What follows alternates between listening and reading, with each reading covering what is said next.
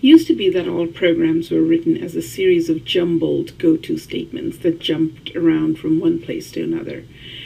Fortunately, structured programming gave rise to the structure theorem.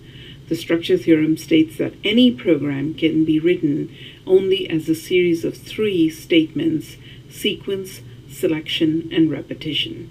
What you saw earlier in the previous modules was sequence, where you started one statement, you go to the last statement, you don't skip any statement in between, and you don't repeat any statement in between. Now we're getting to the selection. The selection control structure. Basically, it says, the selection control structure states that any statement can be skipped based on the result of the conditions.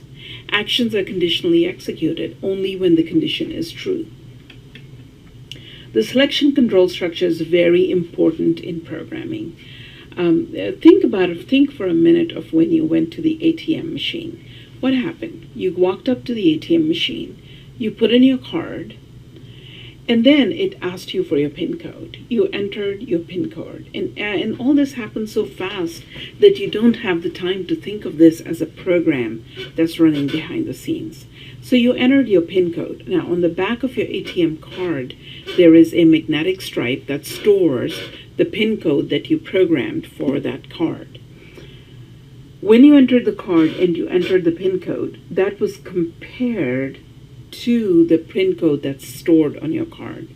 Now that is a selection control structure, because the question then that is asked is, does the stored PIN code match the PIN that you entered? If the answer is yes, then you will be taken to the next step, which is to figure out what transaction you want to perform.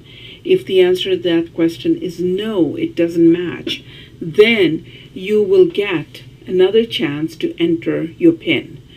Once you've entered your PIN a second time, the same test is done again. Does it match? If it matches, you get a chance to enter in another one.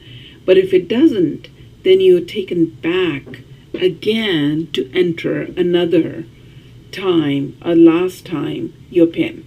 Once you've entered it wrong 3 times, the card is taken away. And we'll get back to this example again when we start repetition. The selection structure mainly consists of the if statement and the if-else statements. The if statement, the if is a keyword, allows your program to make a decision. Now in the next video, this one is a short one, in the next video we will be looking at how the Boolean operators work that work with selections. Thank you.